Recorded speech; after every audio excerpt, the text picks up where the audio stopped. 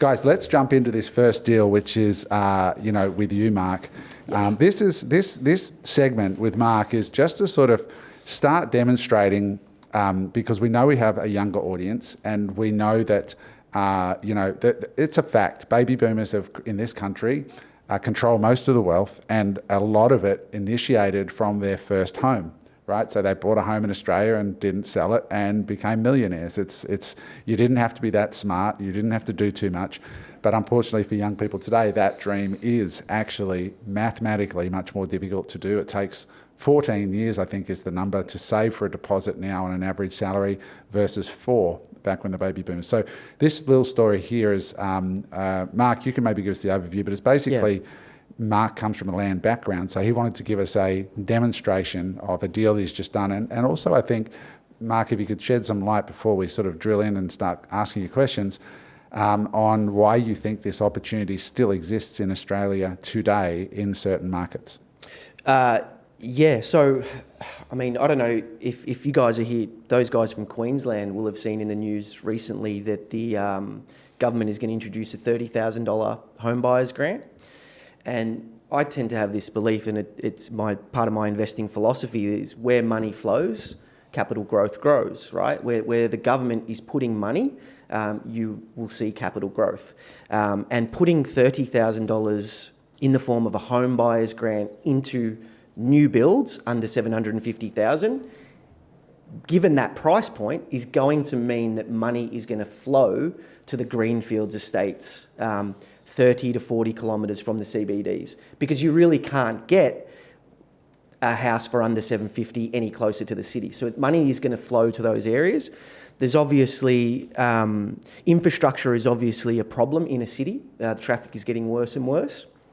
And so there is some benefit to pushing people out a little bit further as well. And the other thing, with Queensland, they are probably pushing for migration as well, right? You've got the Olympics coming in what is it? 10 years from now, 2032, right? And so they're probably pushing for some migration. It's a perfect marketing campaign, the Olympics. And these are the areas where there's still room to house people as well. So I think there's a lot of infrastructure and effort that's going to go into building these growth areas. And we've seen that in Melbourne. So being from Melbourne, back in 2007, 2008, a multi-million-dollar land boom, multi-billion-dollar land boom basically occurred, where I think land prices probably tripled from 2008 to now. Wow. Yeah. And the great thing about land, if you're sitting there wondering, okay, Mark, how is this helpful to young people? This strategy Mark's going to show you right now is super simple, but involves just the land. So it essentially cuts in half, or probably half, the cost of getting into the real estate market if you are younger and want exposure, but don't have enough capital to go all the way in. So can you just maybe talk us through this deal in Roxbury Park? Yeah, so one of the things that obviously made it so easy for me to sell a lot of land is I always tried to be the first investor in the estate that I purchased in. So one thing that I love, if you can get into stage 1 of a new land estate, you're always going to do very, very well, because the developers have a feasibility model that they've built when they purchase the site that means that they have to reach growth every stage release, right? So if you can get in stage 1, you're obviously going to get in at the cheapest land prices. So in a bunch of estates that I worked at, I tried to buy the first blocks. This block that I'm going to talk about today is in Roxburgh Park.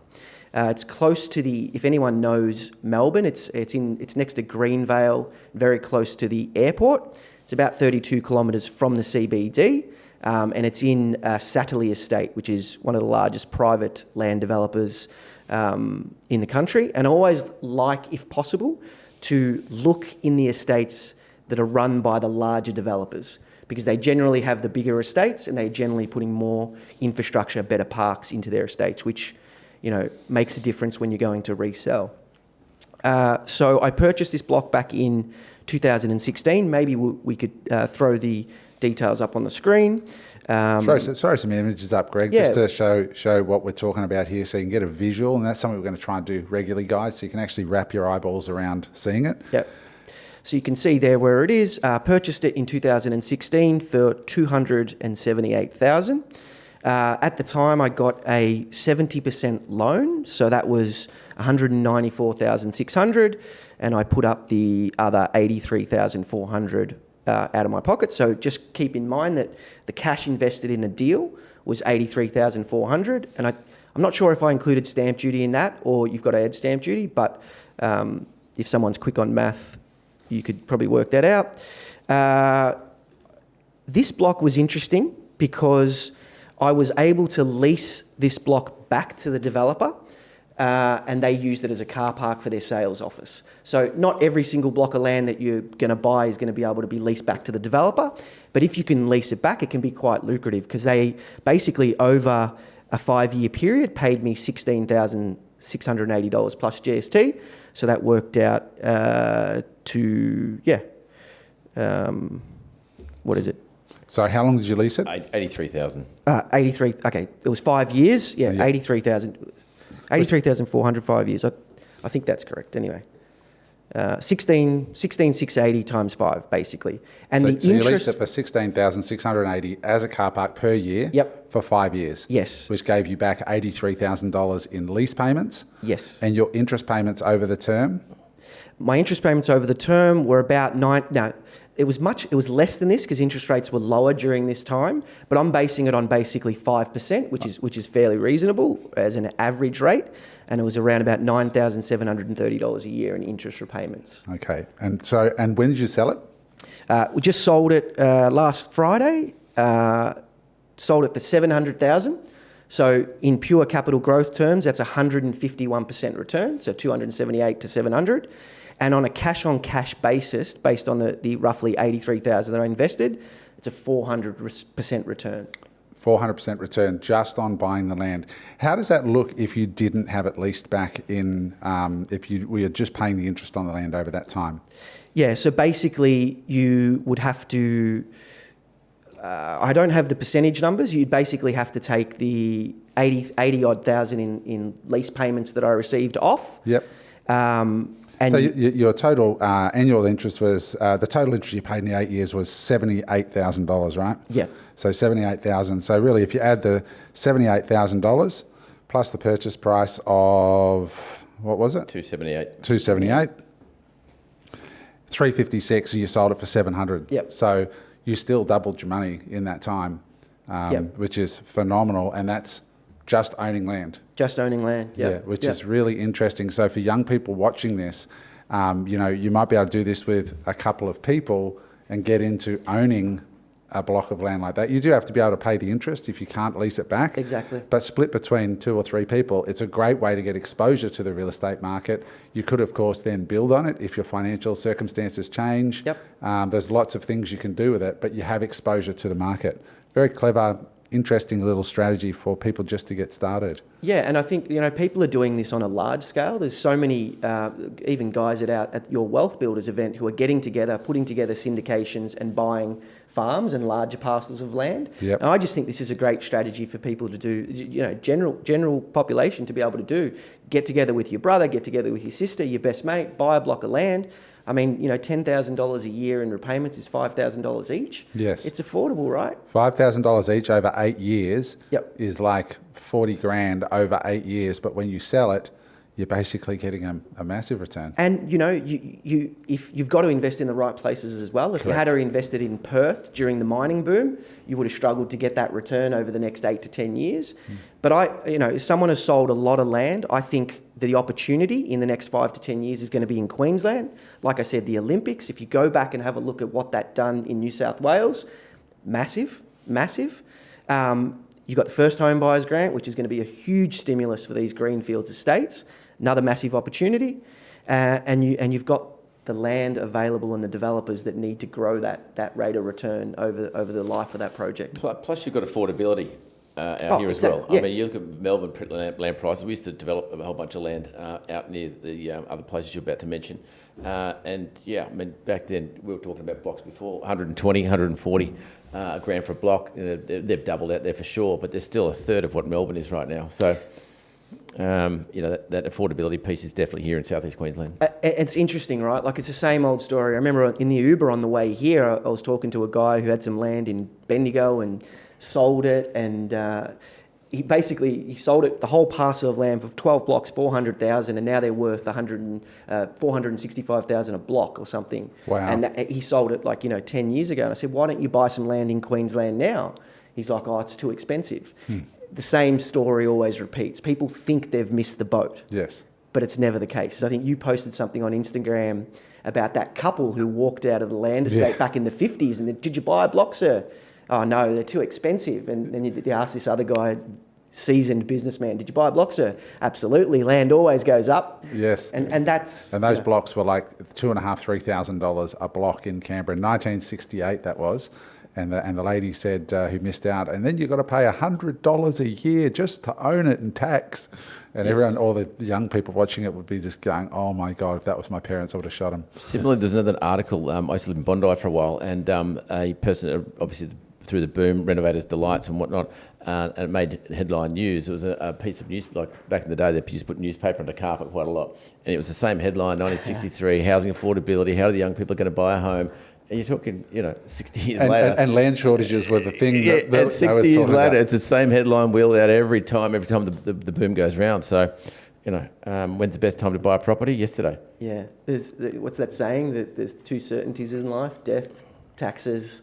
The third one is that human nature doesn't change, right? Same stories, different time. Yeah. Mark, you mentioned some resources before we rolled tape. Yeah. Where can people look at where these lands are? Yeah, so there's actually an amazing website called OpenLot. So it's www.openlot.com.au, and basically that has all of the land estates in Melbourne in kind of like a database format. It's like the realestate.com of land estates, and so you've basically got a resource there that you can search all the different land estates all over Australia and see what's up. I think one of the best things you can do if you're watching this, you think about buying real estate, if you want to build your belief, if you're nervous about, like I was speaking to a client, Eric and I had him here last week, and he has quite a lot of money sitting there in the bank account, and he's just afraid to invest it. And I'm like, dude, you need to invest that money. You have so much money there that you actually could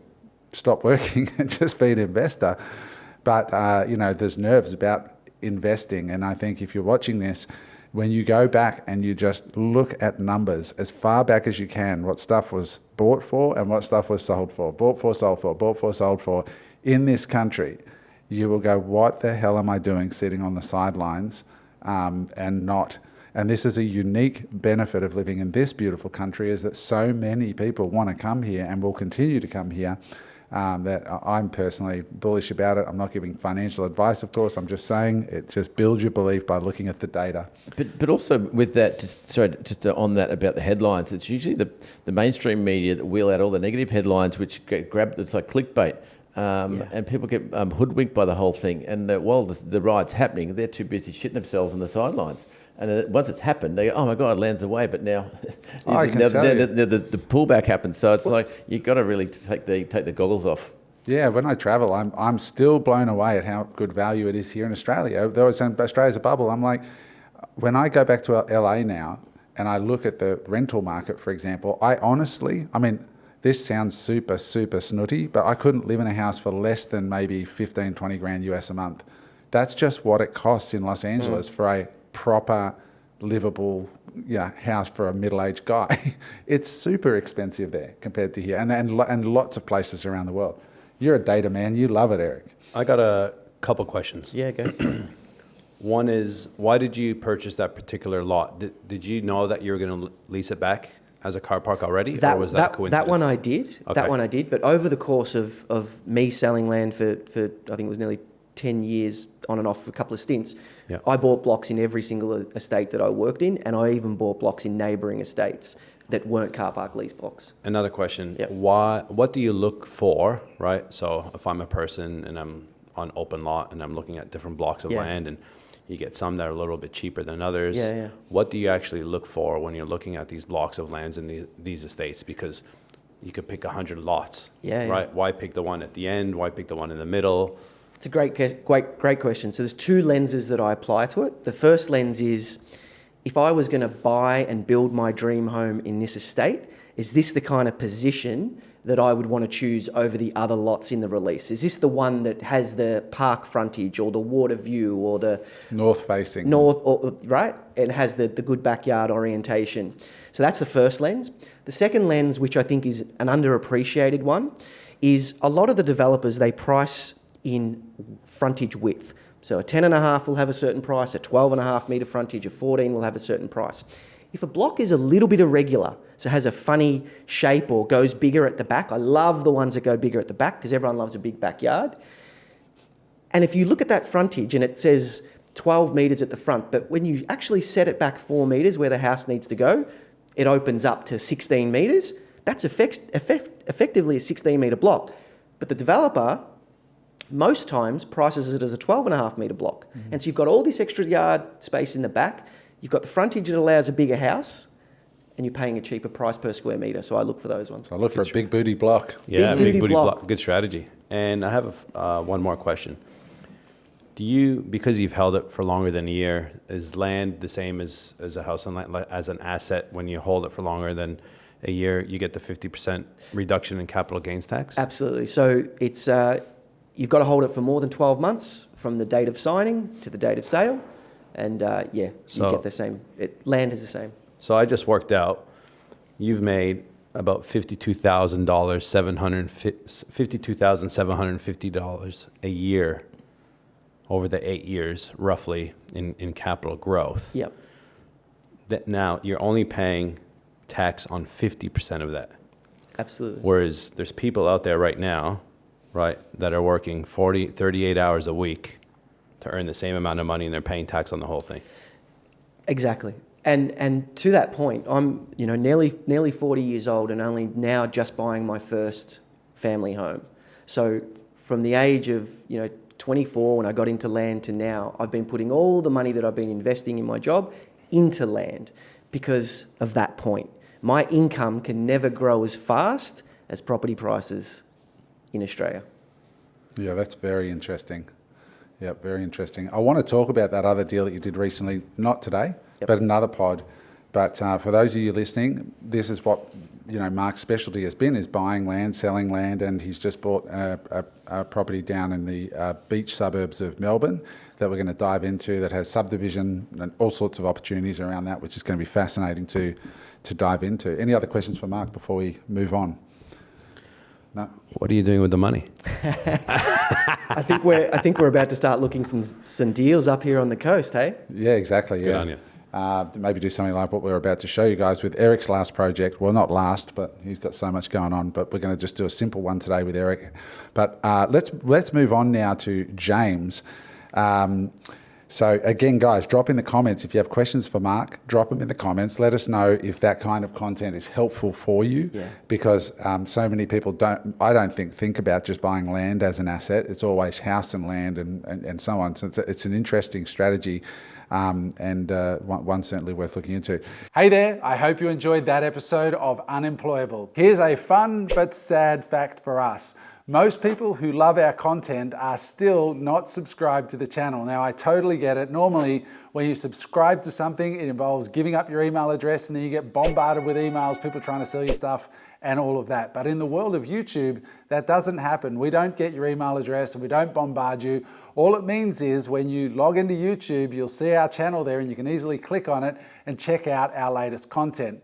Now, here's the deal that I will make with you. If you can find it in your heart to click on the little subscribe button below, I promise you that we will get better and better guests on this show so that we can interview them for you to give you better and deeper insights from people that have really done some crazy good stuff. And I promise you that we'll be working harder than ever to make this show even better for you. So that's the deal. If you click on that little subscribe button, hit the notifications bell as well, we would be deeply grateful, and we'll make a better show for you going forward. If you'd like to watch another episode, just click there.